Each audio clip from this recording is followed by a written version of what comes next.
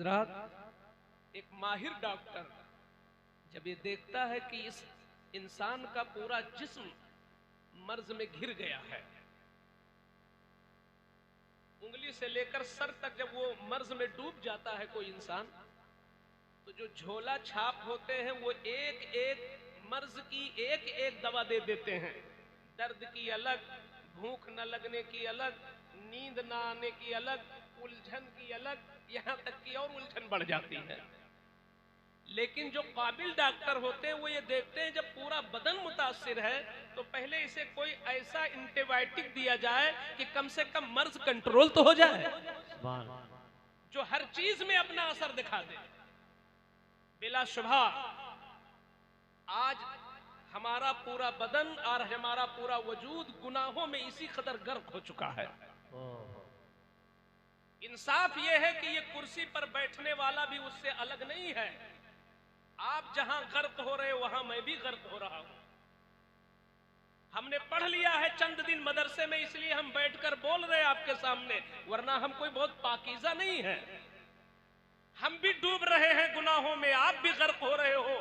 आओ मिलकर हम प्लान करें कैसे हम बच सकते हैं, हमारी हिफाजत कैसे होगी। आखिर वो कौन सी चीज है जो हमारे लिए एंटीबायोटिक का काम करे कि कम से कम हमारे गुनाह थम तो जाएं, उतने पर कंट्रोल तो हो, फिर एक एक का इलाज किया जाएगा। तो जैसे डॉक्टरों के पास हर मर्ज पर कंट्रोल करने के लिए एंटीबायोटिक इंजेक्शन होता है, ऐसे ही शरीयत में हर मर्ज को कंट्रोल करने के लिए इल्म का इंजेक्शन होता है। बेशक। नारे तकबीर, नारे रिसालत, नारे रिसालत, जश्ने गौसुल वरा मुफ्ती साहब किबला, नारे तकबीर, नारे रिसालत। जिस बंदे को इल्म का इंजेक्शन मिल जाएगा तो कुछ न कुछ गीबत चुगली पे भी कंट्रोल होगा उसके। रिश्वत और सूद की बुराई तो आएगी ज़हन में, वरना फर्क यह है कि कम से कम एक है जो हराम समझ के खाता है और दूसरा है जो ये भी नहीं जानता कि ये हराम है कि नहीं। तो बहुत बड़ा फर्क है ना इल्म में, बहुत बड़ा फर्क है। यही तो है, इसलिए ये बच्चे उठे कि इनको अभी इल्म की दवा नहीं दी गई है। ये क्या हो रहा है भाई? वहां पे इतना अच्छा बयान, इस्लाही बयान चल रहा है, क्यों भाग रहे हैं सब? आप चाय बंद करवा दीजिए, वहां पे बंद करवाइए, वहां पे चाय।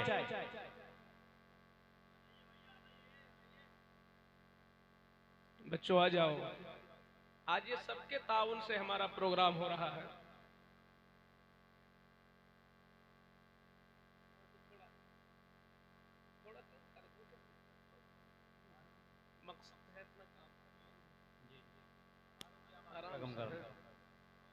आप प्यारे सब लोग आ जाओ, इधर आ जाओ। बच्चे आ जाए, लोग भी आ जाए। ये 2 घंटे का जलसा बड़ा कीमती होता है। न जाने कितने मरहलों से गुजरकर ये बज़्म सजाई जाती है। हम उसे अगर इधर उधर में, हमारे जो लम्हे जा रहे हैं, ये हमारे लम्हे बिल्कुल बेकार जा रहे हैं। उधर से चले आए और बैठे। मैं ये कह रहा था कि आपके बदन पर कैसा भी मर्ज हो, कैसा भी मर्ज हो, अगर सही एंटीबायोटिक दवा दे दी जाए तो मर्ज उतने पे कंट्रोल होता है। बेशक, बेशक। और धीरे धीरे धीरे धीरे अब डॉक्टर देखता है इसे नींद क्यों नहीं आती, इसे चक्कर क्यों आता है, इसे भूख क्यों नहीं लगती। अब ये डॉक्टर समझता है कि आखिर इसके बदन का वजन क्यों बढ़ता चला जा रहा है, या इसके बदन का वजन क्यों घटता चला जा रहा है। इस चीज को डॉक्टर पकड़ता है और एक एक मर्ज का इलाज करता है। बेशक। बिलाशुबहा जब हम इस जमीन पर बसने वाले इंसानों का जायजा लेते हैं, हुजूर सल्लल्लाहु ताला अलैहि वसल्लम की आमद से पहले हजरत ईसा अलैहिस्सलाम जब दुनिया से तशरीफ ले गए और 30 साल की उम्र में सैयदना ईसा को अल्लाह ने आसमान पर उठवा लिया। तकरीबन 600 साल तक इस जमीन पर कोई नबी हिदायत देने के लिए तशरीफ नहीं लाया। नबी आते थे तो कौम को हिदायत मिलती थी, रोशनी मिलती थी। नबियों का सिलसिला बंद हुआ तो कौम मनमानी हो गई। 600 साल का अरसा बहुत होता है जी। आज अगर ये उलमाए दीन जो मिंबरों से काम करते हैं या जो अइम्मा मस्जिदों की मिंबर से काम करते हैं, वाह वाह वाह, अगर 5 साल कुछ न बोला जाए तो ये कौम न जाने किस तरफ चली जाएगी। और वहां तो 600 साल तक कोई हादी और रहबर नहीं आया था जमीन पर। जिंदाबाद जिंदाबाद। जिसने जो मजहब चाहा बना लिया, जो जिधर चाहा चला गया। शराब दहल्ले से पी जा रही थी, जिना आम हो चुका था। जिना इतना आम हो चुका था कि एक सगा बेटा भी माज़ल्ला सदबार माज़ल्ला अपनी सगी मां के साथ मुंह काला करने में झिझक नहीं महसूस करता था। इंसान को यह नहीं लगता कि ये मेरी बीवी खड़ी है कि मेरी बेटी खड़ी है। शराब पीकर इस तरह वो लोग अक्ल से पैदल हो जाते थे। माहौल इतना गंदा था उस वक्त का कि किताबों में लिखा है कि वो शैतान जिसको जन्नत से निकाला गया था, वो शैतान भी अफसोस कर रहा था, वो मातम कर रहा था इंसानों के गुनाह को देखकर कि ये तो हमसे भी 10 कदम आगे जा रहे हैं। ये हालात थे उस कौम के जिसको हम इंसान कहते हैं। ये कब के हालात बता रहा हूं, हुजूर की आमद से पहले। दुनिया में वो कोई ऐसा गुनाह नहीं था जो ना हो उस बस्ती में। लेकिन जब हुजूर सल्लल्लाहु ताला अलैहि वसल्लम तशरीफ लाए हैं और हुजूर सल्लल्लाहु ताला अलैहि वसल्लम ने अपने नबी होने का ऐलान किया कि मैं नबी हूं, अल्लाह ने आप पर कुरान उतारा। क्यों? इसलिए कि उसी कुरान की रोशनी में हुजूर हमें कानून जिंदगी सिखाना चाहते थे कि ऐ भटके हुए बंदो, अल्लाह के बंदो, ऐ भटके हुए लोगों, तुम्हें अपने बाप के साथ कैसे रहना है, आओ मुझसे सीखो इस किताब की रोशनी में। तुम्हें अपनी बच्चियों के साथ क्या सलूक करना, आओ ये कुरान तुम्हें बताएगा। उस कुरान के जरिए शराबियों को शराब से तौबा कराना था। उस किताब के जरिए चोरों को मुहाफिज बनाना था। उस किताब के जरिए जिना करने वालों को तौबा कराना था। हजरात, आप भी इतना जानते हो कि जब उस समाज में हर गुनाह था तो सबसे बड़ा जो गुनाह था उसी गुनाह को कंट्रोल में सबसे पहले लाना चाहिए था। और वो सबसे बड़ा गुनाह हम किसको कहें? शराब अपनी जगह सबसे बड़ा गुनाह, और जिनाकारी ये भी अपने आप में बहुत बड़ा गुनाह, क्योंकि शराब से अकल चली जाती है और जिना करते वक्त इंसान के दिल से ईमान का नूर निकल जाता है। तो जिना भी बदतरीन गुनाह और शराब पीना भी बदतरीन गुनाह। हमारी अक्ल ये कहती है कि कुरान आया था शराबियों की इस्लाह के लिए, कुरान आया था जिना करने वालों को रोकने के लिए, बल्कि कत्ल करने वालों को कत्ल से रोकने के लिए। मगर ये सब उलमा जानते हैं कि उस किताब की जो शुरुआत हुई है वो इससे नहीं हुई कि लोगों जिना से रुको। कुरान की शुरुआत यहां से नहीं हुई कि चोरी न करो, बल्कि कुरान की शुरुआत यहां से हुई कि इल्म हासिल करो। सुभान अल्लाह। कुरान की शुरुआत हुई इल्म हासिल करो, इसलिए कि रब्बुल इज्जत तुम्हें एंटीबायोटिक देना चाहता था कि जब तुम इल्म से करीब हो जाओगे तो ऐ जिना करने वालों तुम जिना से भी दूर हो जाओगे, तुम चोरी से भी बाज आ जाओगे, तुम शराब से भी बाज आ जाओगे, तुम कत्लो खोरेजी से भी बाज आ जाओगे। इल्म वो नूर है जो हर किस्म की गंदगी को दिल से दूर कर देता है। इल्म वो उजाला है जो हर अंधेरे को खत्म कर देता है। नारे तकबीर, नारे रिसालत, नारे रिसालत, जश्न गौसुल वरा, नारे तकबीर, नारे रिसालत। माशाअल्लाह। एक बार मैं गोंडा स्टेशन पर रात के प्रोग्राम करके मैं वापस जा रहा था। एक कॉलेज के तालिबे इल्म ने मुझसे माजरत के साथ कहा था कि आप लोग मिंबर पर आते हैं, मैं कॉलेज और यूनिवर्सिटी का तालिबे इल्म हूँ, मैं रिक्वेस्ट करता हूँ आपसे, इसरार करता हूँ, गुजारिश करता हूँ कि आप कौम को इल्म की दावत सबसे ज्यादा दीजिए। बेशक बेशक। उसने कहा मेरा तजर्बा यह है कि सबसे बड़ी कौम, सबसे बड़ी कमी जो हम मुसलमानों में है वो इल्म से दूर। बेशक बेशक बेशक, सच है। और सच्चर कमेटी ने भी ये रिपोर्ट दिया कि वो कौम जिसकी बुलंदी पे फरिश्ते रश्क करें। आज दुनिया की हर कौम के पीछे तुम हो इल्म के मामले में। सिर्फ जलसे तुम्हें बुलंद नहीं कर सकते जब तक तुम इल्म में आगे नहीं होगे। बेशक बेशक। हजरत मखदूम सिमना फरमाते हैं जी, तारिकुस सल्तनत सरकार मखदूम सिमना फरमाते हैं कि अगर किसी इंसान को यह पता चल जाए कि मेरी जिंदगी सिर्फ एक हफ्ता रह गई है, किसी को यह पता चल जाए कि मेरी जिंदगी कुल एक हफ्ता बची है, तो क्या करे वो? तो मखदूम सिमना फरमाते हैं वो दीन का इल्म सीखे, कुछ न करे। सुभान अल्लाह सुभान अल्लाह। दीन के इल्म की वो अहमियत है दोस्तों। एक सहाबी है हुजूर के बगल में बैठे हैं, आकाए करीम के पास वही आई, ऐ अल्लाह के नबी ये तुम्हारा खादिम 3 दिन के बाद इंतकाल कर जाएगा। सरकार को वही हुई, सरकार के खादिम चहीते सहाबी आया रब की तरफ से ऐलान कि तुम्हारा खादिम 3 रोज के बाद इंतकाल कर जाएगा, मुझसे मिलेगा। तो मेरे आका ने उनकी पीठ पे हाथ रखते हुए उन्हें खबर दिया, मेरे प्यारे जो करना है कर ले, 3 दिन के बाद तेरी मौत हो जाएगी। तो इस कदर वो घबरा गए, कहते हैं या रसूल अल्लाह सल्लल्लाहु अलैहि वसल्लम अब दिमाग फैसला नहीं कर पाता कि मैं करूं तो क्या करूं। मैं तवाफ करूं जाकर के, कि मैं तस्बीह पढ़ूं, कि मैं सदका खैरात करूं, कौन नेक अमल करूं? 3 दिन बचे हैं, सिर्फ 3 दिन बचे हैं। उम्रा करूं, क्या करूं? तो आका ने फरमाया कुछ न कर, सिर्फ दीन का इल्म सीख, इससे बेहतर जमीन पे कोई अमल नहीं है। वाह वाह वाह वाह वाह, सुभान अल्लाह सुभान अल्लाह। आज यहाँ जितने लोग बैठे ये दीन ही तो सिखाया जा रहा है, लेकिन अगर इसमें भी हमारा जहन न हाजिर हो तो ये महरूमी हमारी है।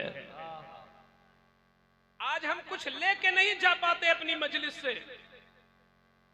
ऐ लोगों, कहीं दीन को दुनिया न बना देना। अगर दीन को तुमने दुनिया बना लिया तो हम जो वाइज है ना कुर्सी पर, हम भी पकड़े जाएंगे, और जिसने कुर्सी पे बुलाया है वो नाजिम भी पकड़ा जाएगा। और जिसने 4 हाथ का पोस्टर छपाया वो भी पकड़ा जाएगा, और जिसने जानते हुए चंदा दिया वो भी पकड़ा जाएगा। अगर तुमने दीन को दुनिया बना दिया, दीन को दुनिया मत बनाना। जमीन पर इससे बड़ा कोई गुनाह नहीं है। मैं अपने मोहसिनीन की भी तवज्जो चाहूंगा।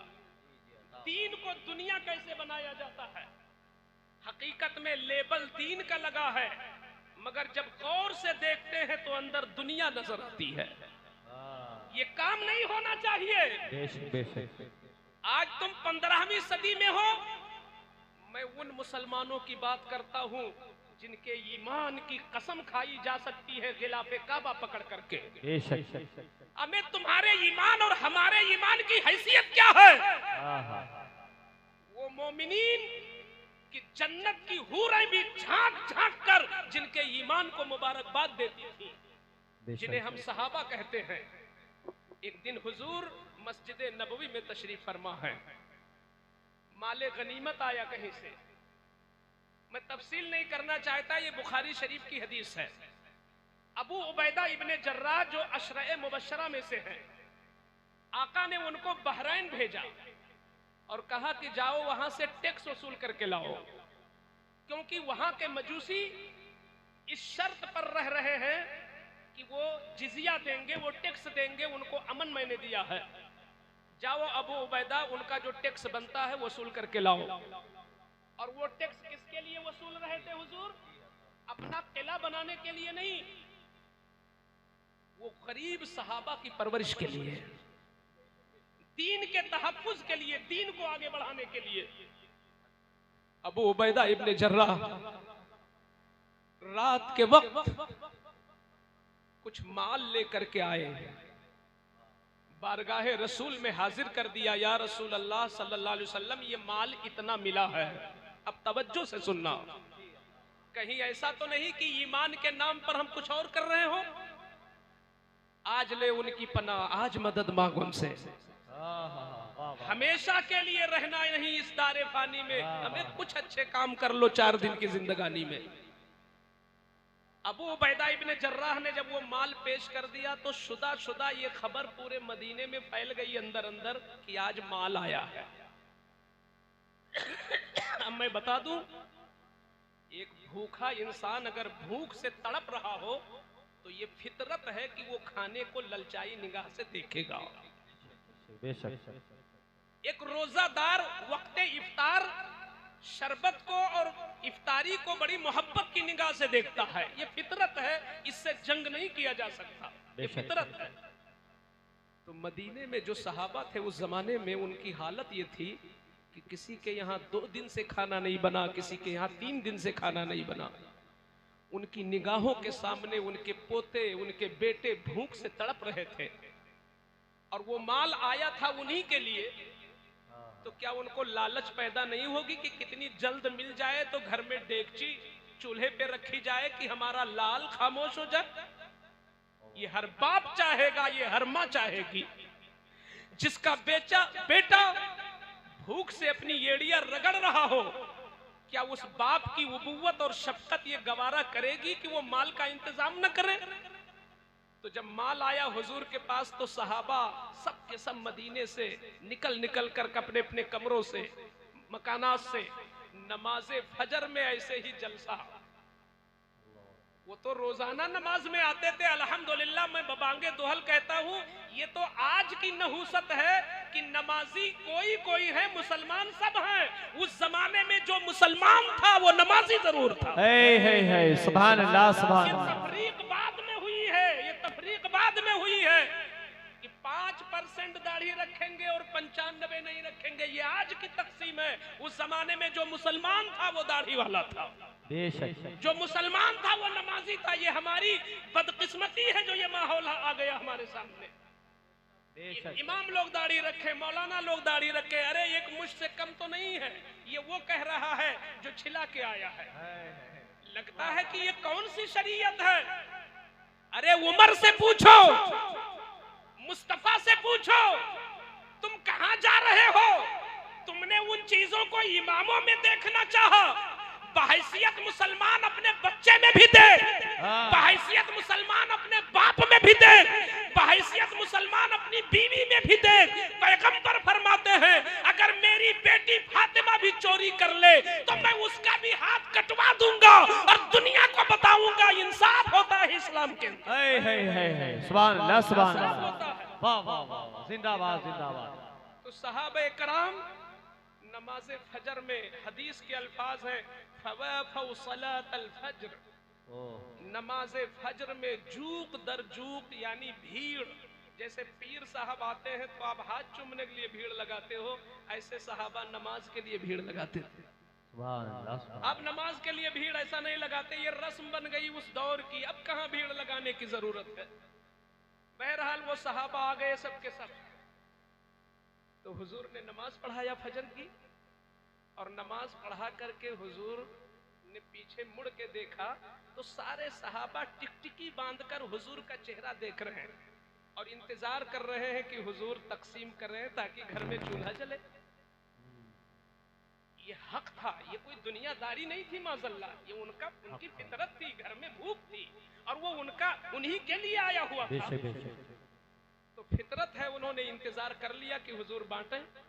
तो मेरे आका ने उस मौके पर एक जुमला फरमाया था, वो हमारी नसीहत के लिए है। आका ने फरमाया ला अख्शा अलैकुमुल फक़रा वलाकिन अख्शा अलैकुमुद दुनिया। ऐ मेरे प्यारो, आज तुम उस माले गनीमत के लिए रुके हो, मुबारक हो, मैं दूंगा तुमको, लेकिन मुझे एक फिक्र हो गई तुम्हारी हालत देखकर। मैं अगले जमाने में तुम्हारी नस्ल से जो लोग आएंगे उन पर मुझे गरीबी का डर नहीं है कि वो गरीबी में मर जाएंगे, लेकिन मुझे इस बात का डर है कि दुनिया की वजह से वो हलाक हो जाएंगे। अल्लाह। कहीं ऐसा ना हो कि दुनिया इतनी फैल जाए कि वो दुनिया में गर्क हो जाए। तो जैसे यहूदो नसारा बर्बाद हो गए, कहीं मुसलमान ना बर्बाद हो जाए। अल्लाह। ये हुजूर के जुमले थे कि गुर्बत की वजह से कोई नहीं मरेगा। इस गांव का नाम क्या है? गोला। मैं चैलेंज करता हूं, यहां जितने लोग बैठे हैं, एक आदमी का नाम बता दो कि पूरे गोला शहर में कि जो भूख की वजह से मर गया हो, कि उसे खाना नहीं मिला, इतना गरीब था। बताओ किसी का नाम? नहीं। किसी का बाप इसलिए मर गया हो कि उसे खाना नहीं दिया जा सका। अरे उसके घर में नहीं है तो लोगों के दिलों में आज भी जज्बात मौजूद है। भूख की वजह से मेरे आका ने फरमाया मुझे भूख का नहीं डर है कि भूख की वजह से मर जाओगे, मगर मेरे आका ने फरमाया कसरते दुनिया की वजह से, यानी इतनी दुनिया फैल जाएगी कि तुम दुनिया ही में गर्क हो जाओगे। ले दुनिया, दे दुनिया, इतनी दुनिया, उतनी दुनिया, इस कदर तुम दुनिया में गर्क हो जाओगे कि न तुम्हें अल्लाह के हक की याद रहेगी, न बंदे के हक की याद रहेगी। तुम्हें न नमाजों की याद आएगी, न इंसाफ सोचोगे, कुछ भी नहीं। तुम हर चीज को कत्ल कर डालोगे, इंसाफ नहीं करोगे, खयानत करोगे, जुल्म करोगे, झूठ बोलोगे, चुगलियां करोगे, गीबत करोगे, हसद करोगे, जलन करोगे, तंगियों में मुब्तला होगे, और सबकी वजह दुनिया होगी। आज अगर दुनिया की तलब ना हो, क्यों कोई किसी से हसद करेगा? हसद की बुनियाद दुनिया ही तो है। मिसाल के तौर पर अगर मुझे अच्छे वक्त में नंबर न दिया जाए यहाँ पर, और कोई दूसरा आकर के अच्छी तकरीर कर जाए, तो मुझे थोड़ा कहीं ना कहीं से दिल की तंगी आ जाएगी। क्यों? इसलिए कि हमारी सोच ये बनेगी कि अगर मैं अच्छे माहौल में पढ़ा होता तो मैं जम जाता, नहीं पढ़ पाया तो मैं नहीं जम सका। यही तो है। हो सकता है कि मेरी तकरीर कामयाब होती तो 2-4 जलसे और मिल जाते, लेकिन माहौल सब उजड़ गया, तब मुझे पेश किया गया, मेरा नुकसान हो गया। ये बंदे के ईमान की कमजोरी है। मुसलमान होते हुए भी इस्लाम पर तेरा अमल नहीं है। अल्लाह के कुरान क्या कहता है तेरी रोजी के लिए, सुन ले। मैंने जिस दिन से ये आयत पढ़ी है मेरा सीना चौड़ा हो गया, मैं मुसलमान हूँ। जिस दिन से मैंने पढ़ा, मुझे अल्लाह पर वो नाज है कि वाह रे मौला। अल्लाह फरमाता मा यफ्तहिल्लाहु लिन्नास मिन रहमतिन फला मुमसिक लहा व मा युमसिक फला मुरसिल लहा।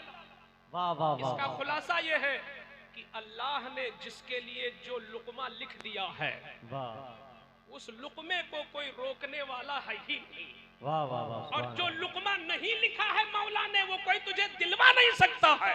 हाय हाय। सारी दुनिया की सिफारिशें जमा हो जाए, सारी दुनिया की सिफारिशें जमा हो जाए कि तुझे एक ऐसा लुकमा खिलवा दे जो बारी ताला ने लिखा नहीं, अल्लाह की कसम कोई खिलवा नहीं सकता, और जो लिख दिया है कोई महरूम करा नहीं सकता है। बेशक बेशक। तो जब ये हमारा मामला है तो हम क्यों इधर उधर की करें?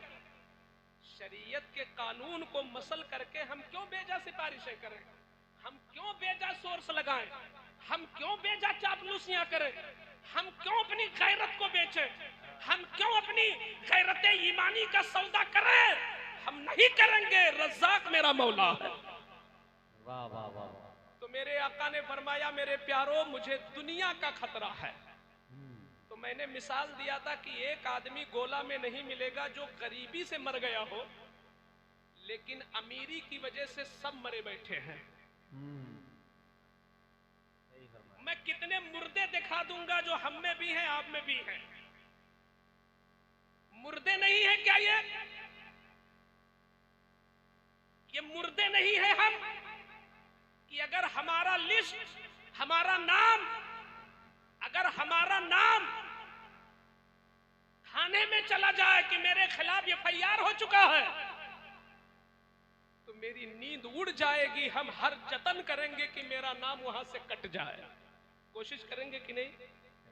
हर नेता से मिलेंगे, हर बड़े से मिलेंगे कि मेरा नाम कट जाए। लेकिन अल्लाह का कुरान कहता है जैसे तू नमाज छोड़ता है जहन्नमियों में तेरा नाम लिख जाता है। अल्लाह अल्लाह। तेरी पेशानी पे लिख जाता है जहन्नमी, तेरे घर के दरवाजे पे लिख जाता है जहन्नमी। कभी कोशिश करते हो मेरा नाम कट जाए वहां से? ईमान कमजोर है ना? तो दुनिया की वजह से हम हलाक हैं कि नहीं हैं? हुजूर ने जो फरमाया था वो आज हो रहा है। आका ने फरमाया अंतना फसूहा, हो सकता है कि तुम दुनिया में गर्क हो जाओ, फ़अहलकतकुम कमा अहलकतहुम, तो दुनिया तुम्हें हलाक कर दे जैसे अगलों को दुनिया ने हलाक कर दिया है। आज दुनिया हमें हलाक कर रही है। अरे वाह रे फारूक आजम, आज जिन मजलूम फिलिस्तीनों की बातें आप करते हो, दुआएं करते हो, ये तो आज की बात है ना। हुजूर ने बशारत दिया था, जो तौरात में भी लिखा है, इंजील में भी है, ज़बूर में भी है, पुरानी किताबों में लिखा था कि सबसे बड़े फातिह और सबसे अव्वल फतह करने वाले वो होंगे जो हुजूर के सहाबी होंगे। सुभान अल्लाह। ये उस दौर के बहुत बड़े पादरी ने कहा था। जब मुसलमानों ने हजरत उमर रज़ी अल्लाह ताला अन्हु के जमाने में मस्जिद अक्सा को हासिल करने के लिए जंग की, तो उस वक्त के पादरी ने कहा अपने साथियों से कि अभी अफसोस मत करो और खामोश रहो। ये जो लश्कर आया है इनमें किसी का ऐसा चेहरा नहीं लगता जो इसको फतेह कर सके। तो पादरियों ने कहा कि क्या हुआ हुजूर? तो उसने कहा कि फतेह वो शख्स करेगा जो हुजूर का सहाबी होगा, उसका रंग सुर्ख होगा, उसके हाथ पर इस अजीम अल्लाह के घर की फतेह होगी। ये उस पादरी ने कहा था। उस वक्त सैयदना फारूक आजम मदीना शरीफ में थे और यही अबू उबैदा इब्ने जर्राह, ये हजरात वहां तशरीफ फरमा थे। लोगों ने कहा क्या तुम उनका नाम बता सकते हो कि उनका नाम क्या होगा? तो उस पादरी ने कहा कि उनका नाम उमर होगा। सुभान अल्लाह। उनका नाम उमर होगा। आप तवज्जो से सुने, जरा ईमान को जांचें अपने। सैयदना उमर इब्ने खत्ताब को खत लिखा गया कि दीन का काम है, आप मदीना छोड़ दें और किसी को अपना वकील बना दें, आप यहां आ जाएं। फारूक आजम रज़ी अल्लाह ताला अन्हु जब मदीना से चले थे बैतुल मुक़द्दस की तरफ, तो किस अंदाज में चले थे। आज तो मुझे डर लगता है कहीं हम लोग पकड़ न लिए जाएं कयामत में और न छोड़े जाएं। क्या होगा मेरे आका, आप नहीं बख्शवाओगे तो क्या होगा? फारूक आजम जब मदीना से चले तो घोड़ा एक था, आपका गुलाम आपके साथ में था। तय ये हुआ कि एक दिन मैं बैठूंगा, तुम लगाम पर लकड़ के चलोगे, और एक दिन गुलाम तू बैठेगा, उमर लगाम पकड़ के चलेगा। सुभान अल्लाह। इस अंदाज में फारूक आजम रज़ी अल्लाह ताला अन्हु पहुंचते हैं मौके तक, और आपके जिस्म पर जो लिबास था, आपके जिस्म पर जो लिबास था वो बकरी के खाल का लिबास था, जिसमें 13 पेवंद लगे हुए थे। 13 पेवंद। जब फारूक आजम बैतुल मुक़द्दस के करीब जाने लगे तो आपके चहीतों ने कहा हुजूर आप अमीरुल मोमिनीन हैं, आप अमीरुल मोमिनीन हैं, आप अच्छा घोड़ा ले ले और मिस्री कबा ज़ेबतन कर ले, मिस्री कबा जुब्बा, अच्छा जुब्बा पहन ले, ताकि उन पर असर तो हो कि ये मुसलमानों के अमीर आ रहे हैं। तो आपने दिल रखने के लिए कहा ठीक है, मेरा ऊंट अलग कर दो, घोड़ा ले आओ, बैठ जाऊंगा। ये मेरा पेवंद लगा जुब्बा टांग दो, कोई अच्छा जुब्बा लाओ, पहन लूंगा अगर तुम लोगों की मर्जी है। फारूक आजम ने पहन तो लिया और घोड़े पर सवार तो हो गए, लेकिन जैसे ही 10 कदम चले, ये तवज्जो के काबिल है, ये हम सब के लिए है। जैसे ही 10 कदम चले तो कहा घोड़ा रोको, घोड़ा रोको।